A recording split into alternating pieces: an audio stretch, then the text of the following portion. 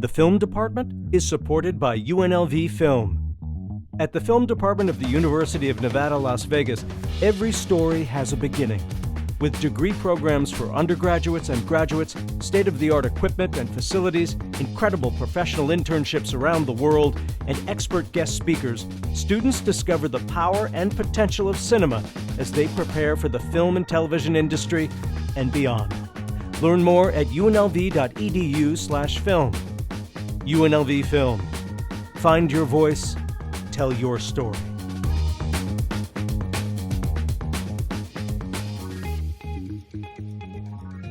Welcome to the Film Department, the movie review podcast of UNLV Film.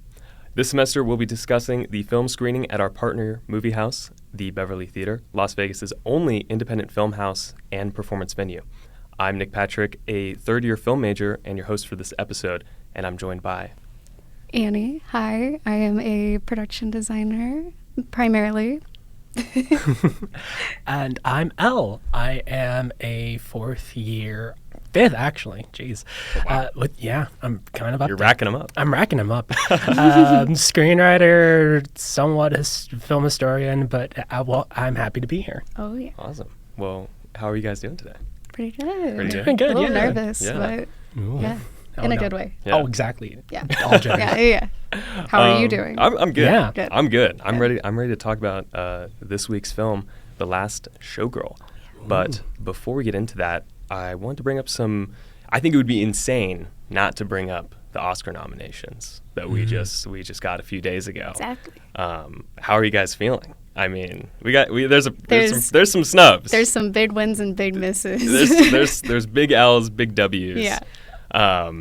Well, I mean, where did Emilia Perez come from? I did not hear What? about the movie until all of the nominations. Elle, do you know what started this coming movie out. is? Of course I know what this movie is. It just goes throughout my whole For You page for like how weird it is in some regards. You're watching the movie on Reels Oh, in no. 60-second No, 60-second just increments. mainly like how people are feeling about it. Okay. And how it won like something. It won for like the music or what was it? I know. No, it's nominated for. Is it a something. musical?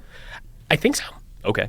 I think so. Okay. Don't quote me on this because I'm obviously I'm a little bit out of the loop when it comes to a lot of stuff. And when you speak of Oscar nominations, I feel like a bad film major here, Right. Because I'm like, yeah, they're here. But I'm. So what did get nominated as well? Well, for Best Picture, we did get Emilia Perez, which again came out of nowhere. I didn't know has about 13 this film. It had 13 right? nominations, yeah. So it's up there. It's up there for having the most nominations. Anora, The Brutalist, Dune Part 2, Conclave, Nickel Boys, I'm Still Here, The Substance, and Wicked. It's an interesting so spread yeah, this it's a time. good spread. I'm really happy The Substance is getting a lot of nominations. Yeah. I'm really surprised that the Academy was looking at it. Yeah, same. So that's big for Corley, you know. Yeah. So I'm pretty pumped about that. Yeah, same. What are you hoping for the win? For Best Picture? Yeah. Man, I'm going for Brutalist. I have to. Yeah. I have to. You love The Brutalist. We've talked I a lot love about The it. Brutalist so much. It's now my favorite movie. Top 4 Letterboxd. It's my number one now. It's your number one? I've seen it wow. twice, and it's now my number one. Oh my god. Yeah, so very big fan. Yeah. Wow. It's Yeah. fantastic. Yeah. Oh, I feel like I'm missing out. Oh, you gotta go see it. You gotta go see I The gotta go Brutalist. see it. I obviously have to now. It's insane. It's insane. we are going to talk about it a little bit soon, Yeah, too, we are. so, We are. Yeah, I do want to bring up Challengers though. yeah so Oh, yeah. No noms for Challengers. not at even all. the score. Not which even score. Not even score. Biggest snub. So of the That century. is a snub. It's messed up. Trent Reznor and Atticus Ross killed Yeah. it. Yeah. And yeah, but it's okay. Daniel Bloomberg for Brutalist. Mm-hmm. So I think that'll be pull through. It's pretty amazing. those big trombones. Exactly. Yep. Big Trump. Anyway. Also, I was looking it up now. I may have mixed Emilia Perez for another one. My bad, guys. So They have a similar name structure. No, I think. I do think it is a musical, maybe, but again, I had no idea that it was out. I didn't know anything about it until it started getting all of the nominations. Yeah. So Huh. I have no context at all. Yeah. Selena Gomez produced it, I think. Oh, really? Yeah. Oh, wow. Or I know she is a character. Okay. But yeah, Wow. I don't know. No, I'll have to check it out. Yeah. Because you can't talk smack on it. Absolutely. Yeah, You're not going to watch it first. So, Yeah, exactly. So I got to see what it's all about. On Netflix. But yeah, I think we should keep talking about The Brutalist though, because recently there was an AI controversy with The Brutalist. The film's editor came out and mentioned that AI was used in the film to alter the speech of Adrian Brody and Felicity Jones in the film, specifically when they're speaking Hungarian. And Brady Corbett came out and defended it and said that the entire process was done in post, was done manually by the post sound team, and just kind of adjusted like their vowels and stuff in the Hungarian speech and stuff like that. I mean, what do you guys think about that? I mean, does that destroy their performances? Does that disqualify their nominations? There's so many things to debate, I feel like, because on one hand, I at the end of the day, I think AI at this point, as long as it's used as a tool, because we can't get away from it anymore, I think. And I think it just depends on the way that it's used. So there's that, but there also is a little bit of controversy in terms of the production design and the use of AI in this, unfortunately. But looking into it a little bit more, and I didn't do enough research, but if you want to, Jamie, pull it up. They did say, Brady said that the production designer and their team did not use AI to create or render any of the buildings or any of the designs or anything, but and that all the images were hand drawn by artists. But and this is all via Hollywood Reporter. But in the end scene, there's claims that the AI was used in some of the digital renderings of those scenes in like the 80s to make them look bad or stuff like that, Yeah. For me, I'm a bit of a stickler. I'm not gonna lie. Yeah. I can understand that there are some benefits and uses to AI when it comes to fixing things in post and such, but to me, I can't get behind it. It's just speaking as both someone who's in film, but also who does art, in terms of like drawing and such. It's just it's funny because in my film theory last semester, I did a whole paper on AI within film, and one of the things that I came to the conclusion through like auteur theory and encoding and decoding is that if film is made with AI explicitly, or then it no longer becomes film because so much of it has specific intent, and I understand that mistakes needed to be rectified, but I think that's what makes film so beautiful. Mistakes happen. Yeah, I do understand that. I do think that one thing to bring up though with The Brutalist is the fact that it was all created with a $10 million budget, which is extremely cheap when you think about the scale of that film. And I'm still very much against AI when I say this, but in the context that they used it in, I feel a little more forgiving, but I do think that at the same time, it's not something that should be praised, or it's a big topic of debate, for a reason. Yeah, it kind of brings up the question of, well, what next? Yeah. So, but we'll just have to see. I really hope stuff like that isn't something that filmmakers fall back on.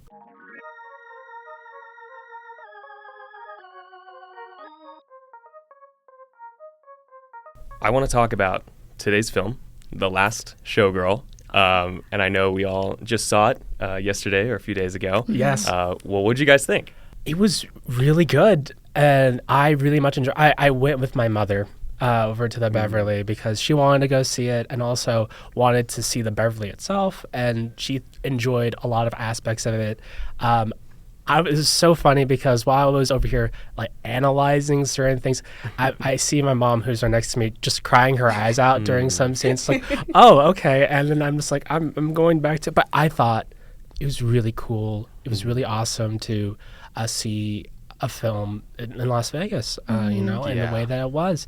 What about you, Annie? I had a very similar screening experience. I took my Nana, Hey. and it was very sweet. I think it was the first time she had ever been to the Bev, so I was really excited to take her.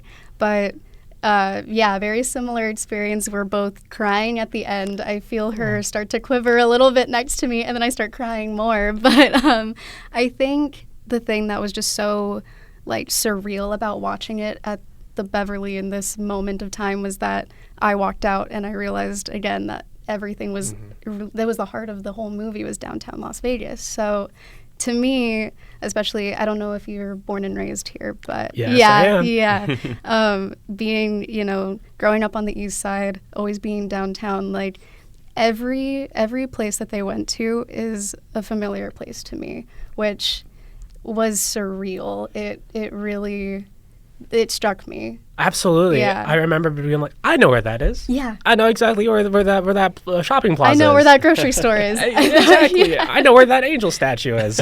I have so much to say about the angel statue. Beautiful. I can't wait. Yeah.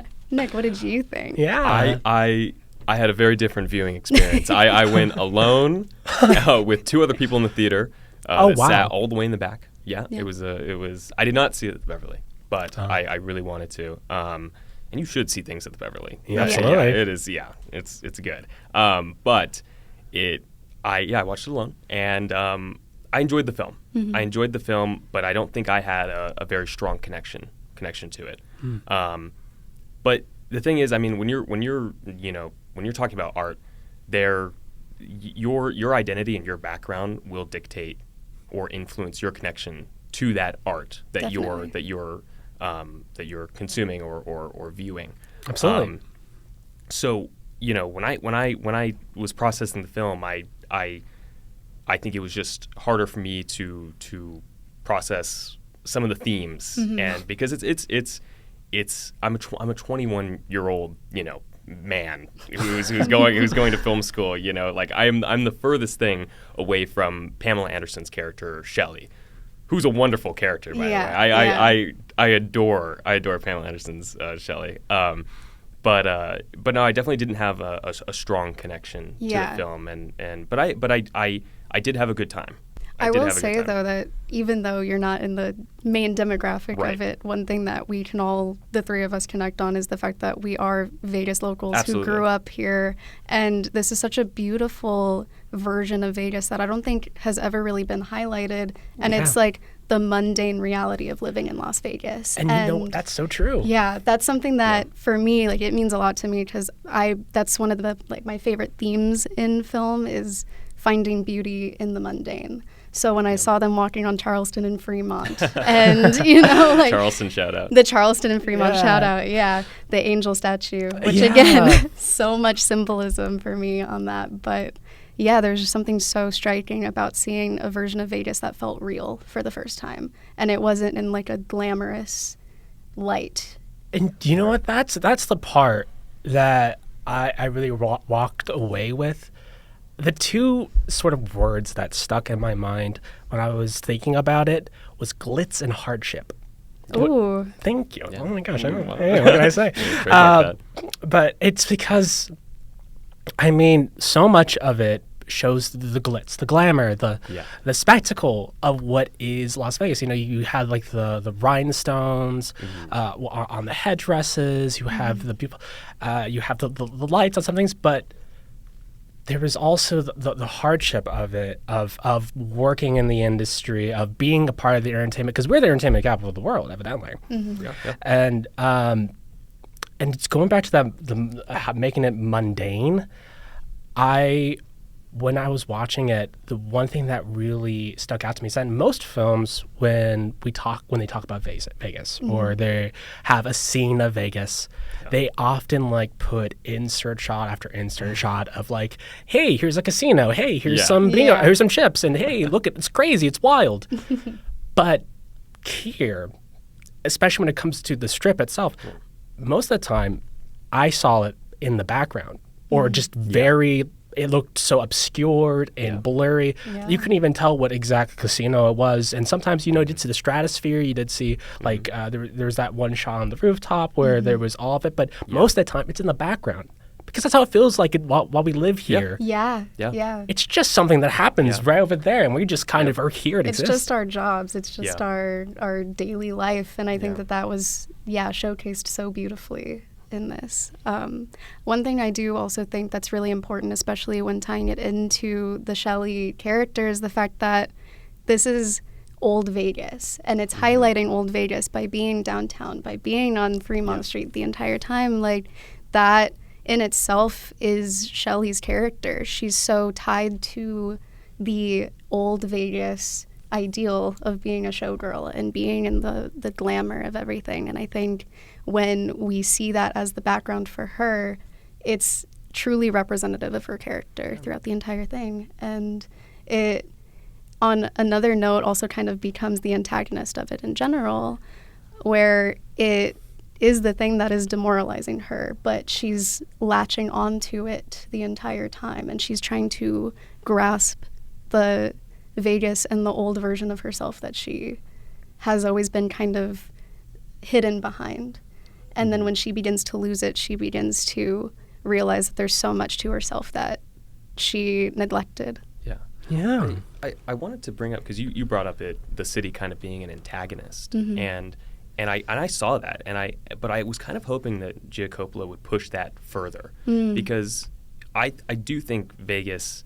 I love the mundane parts that are in this film, because that is real Vegas. That is what we experience, and that is what her character would experience on the day to day. Just being in the grocery store, and you're struggling with the self checkout, and your best friend's just smoking a cigarette, in the store, because why not, But I wanted to see a stronger contrast between the mundane Vegas and the glitz and the glamour, because Shelley is attached to that old Vegas, but I feel like whenever we do see, I feel like we never see old Vegas. We never see the big spectacles and again the glitz and the glamour, and I think it would have been really cool to see that contrast. Yeah, I can see that. And it really only comes up in the ending of the film, where the spotlight returns to her, and the ending is this subjective just moment for her, this final hurrah for her.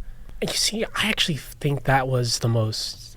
I think that was a very smart decision. Okay. Because I feel like when we see her on the stage, if we were to have moments where we see her on the stage throughout the whole film, there wouldn't be as momentous, and it wouldn't feel so important. And I feel like seeing the backstage and seeing her daily life, we get caught in this whole thing of all of her problems, of all of she experiences. And then, I kid you not, the moment that we see her on stage, I was like, wow. Yeah. Because most of the time, correct me if I'm wrong here, but I feel like when it came to the lighting of her, that so much of the lighting was very much in the back, like reverse key or like to the side. Yeah. And I think the only moment we see that full on the light basking her is that ending shot. And it looked like, I think it was done in such a way because with those other methods, you get the angles on the face become more harder and the wrinkles become more noticeable. But having it like that, it just, you see the spectacle itself. You become the person that's in that in that auditorium, watching her, seeing her, and I think in that sort of way we see the woman first, and then we see the god of her, the image, the spectacle of her, and that's the end. And we don't know where she goes from there, and I think that itself is very, very interesting. This makes me really want to talk about the statue now. Please. So the entire time, every insert that they had of the Blue Angel was so striking to me, mainly because it's something I see pretty much on a daily basis. But talking about the ending, I think that the representation of her is perfectly symbolized in this statue. And For those who did not grow up in Vegas, the Blue Angel Motel was a Vegas staple. It's a pillar, and it's protected. This angel statue is protected by the state, but the actual motel is gone. Completely gone. Where's the statue? It's on Charleston and Fremont. Oh, is it? Yeah. Okay. So this statue is standing there right next to a bus stop, but the actual motel itself has been completely gone just for the sake of the street. And I feel like that is Shelley. That's Shelley at the end of the film, especially because her entire structure, her foundation, her purpose is gone. But she still stands there with her ripped wings, basking in the sunlight, becoming sunbaked by Las Vegas. That's honestly amazing. Yeah. Thank you. I didn't realize there was the whole reason behind that, and that provides so much different context. I just was really like that symbol itself. Just I needed to think about that for a really long time afterwards, and yeah, I think the symbolism of it being a blue angel, her last outfit is blue, her ripped wings, it's the spotlight.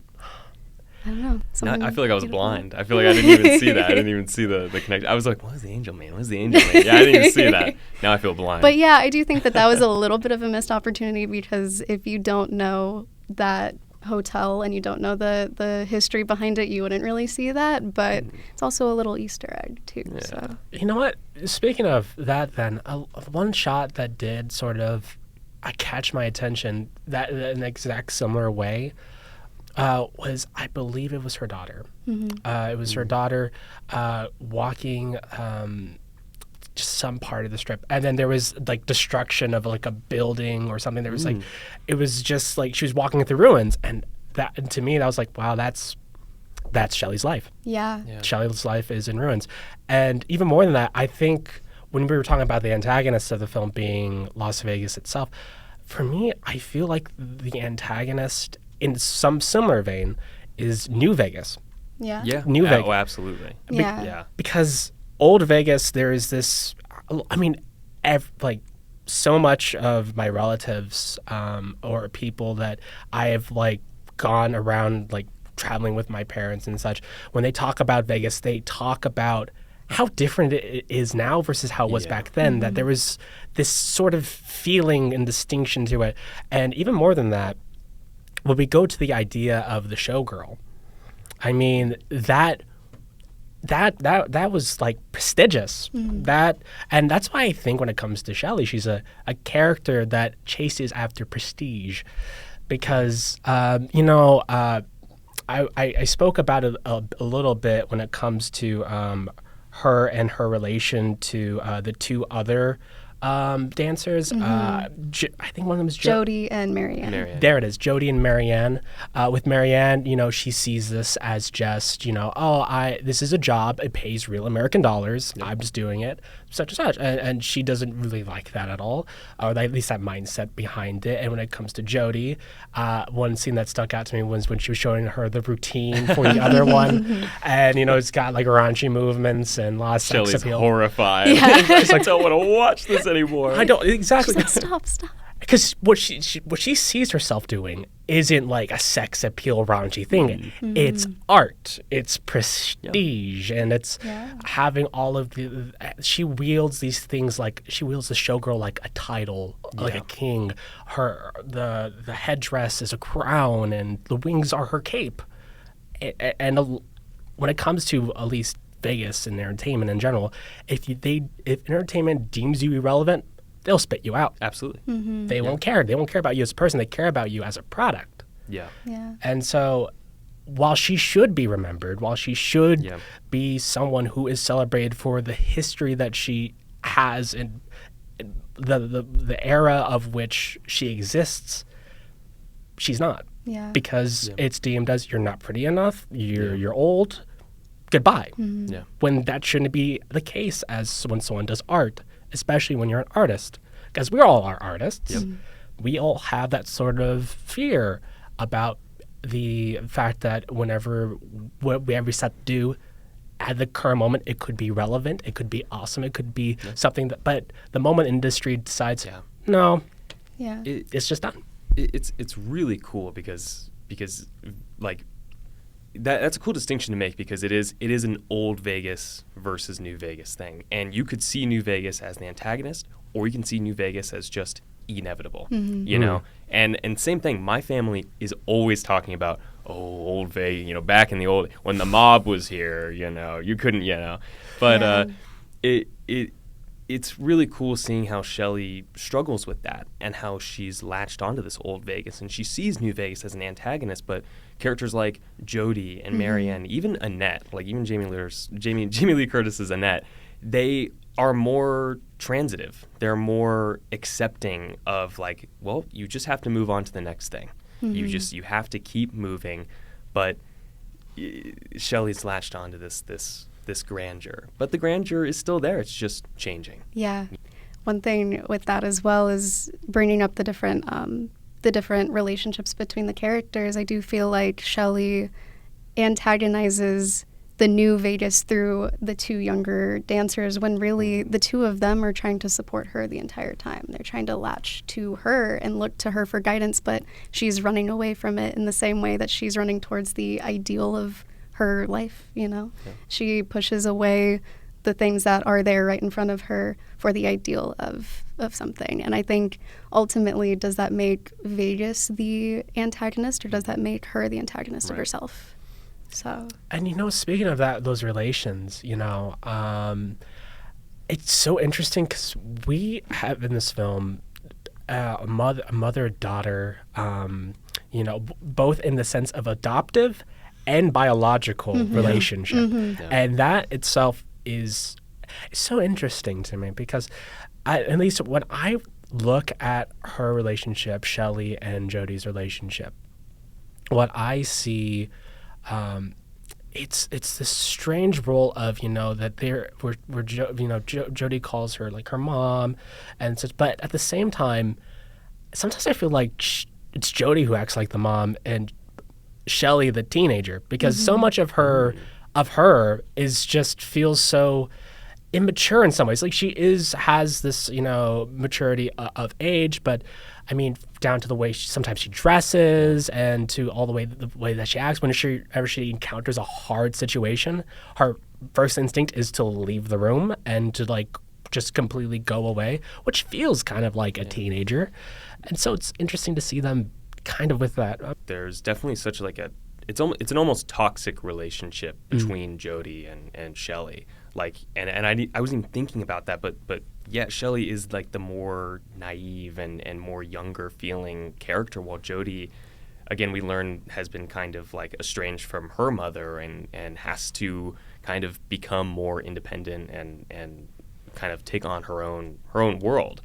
And it creates this toxic relationship where when Jody does come to Shelley seeking support, Shelley turns her away. You know, Shelley can't handle it. She can only handle so much at a given point. And it's a really cool relationship, but I do wish it was developed more.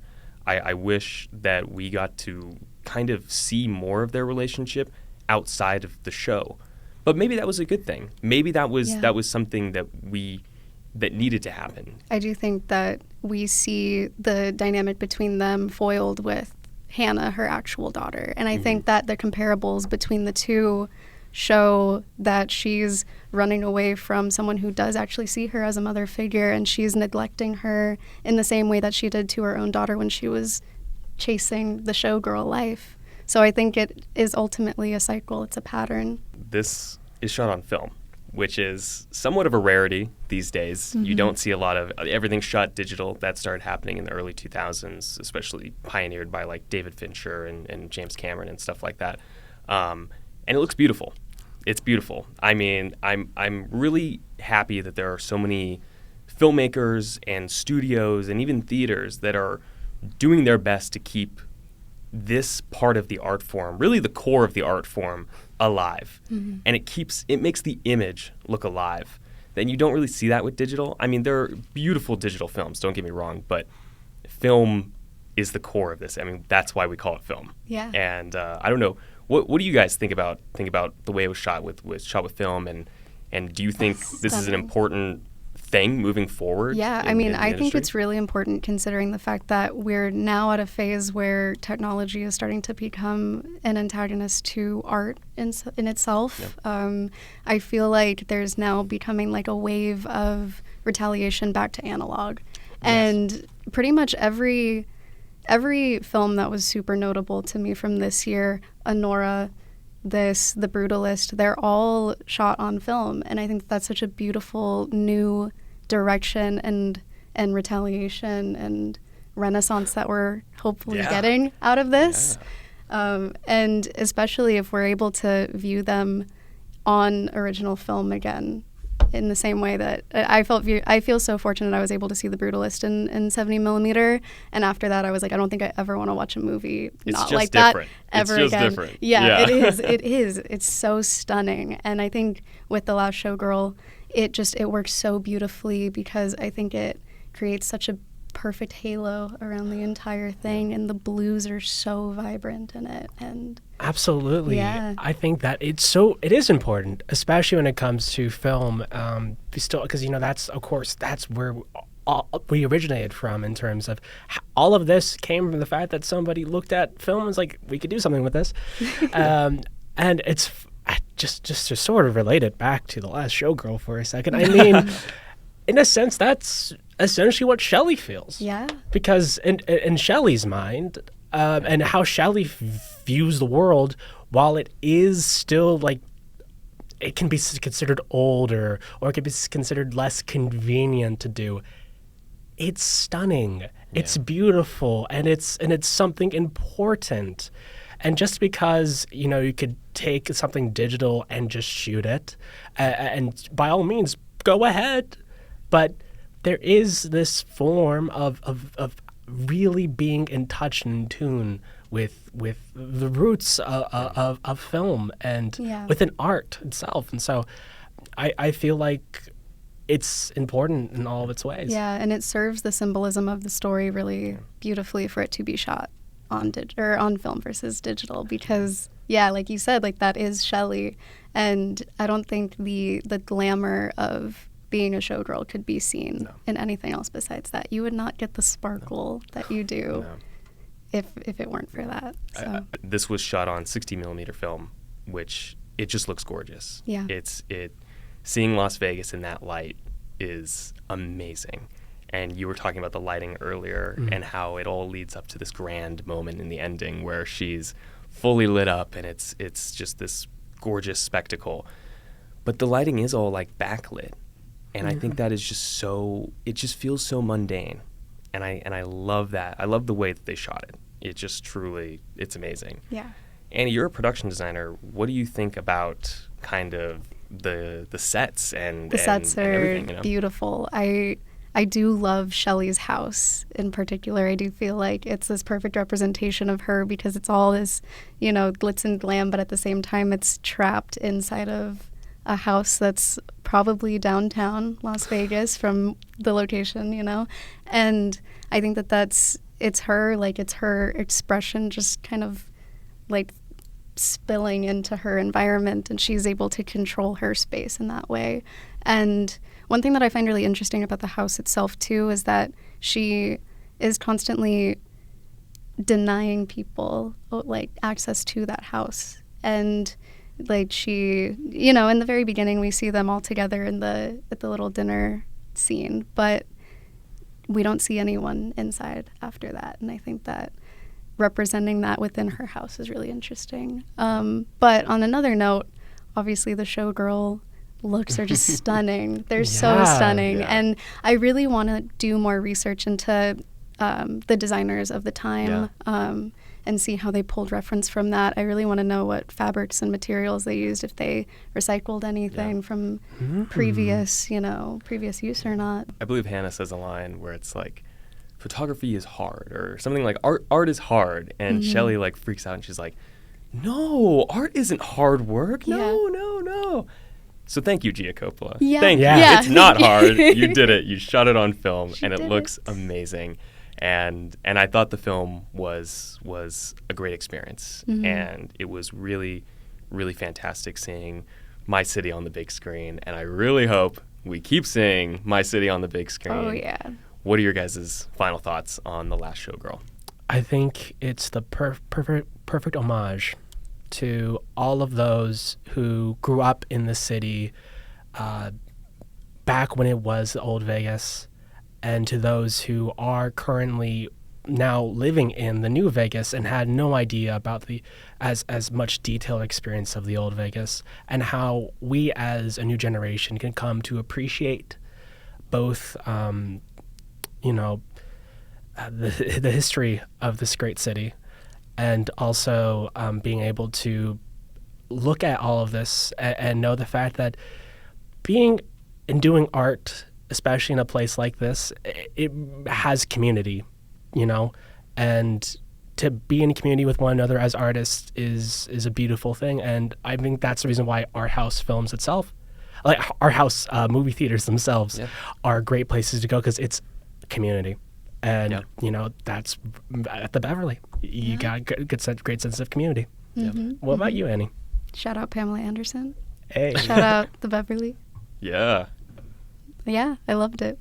Keep it easy. Keep it simple. Keeping it real. Keep it factual.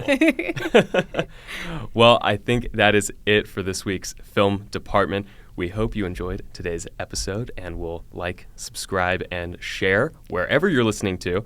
If you'd like to read our in-depth analysis of the film, The Last Showgirl, you can head over to our Substack at The Film Department. Thank you to the Beverly. Be sure to check out their latest programming at thebeverly.com, including dates and times for The Last Showgirl. Thank you, guys. Imagined by the Rogers Foundation, the Beverly Theater brings cinematic connectivity, novel collaborations, live happenings, cultural portals, and a zest for independent spirits to downtown Las Vegas. With a mission to stage uncommon cinematic, literary, and live experiences, the Beverly Theater is Las Vegas's first and only independent film house, storytelling arena, and live music venue. Check out our event calendar at thebeverlytheater.com.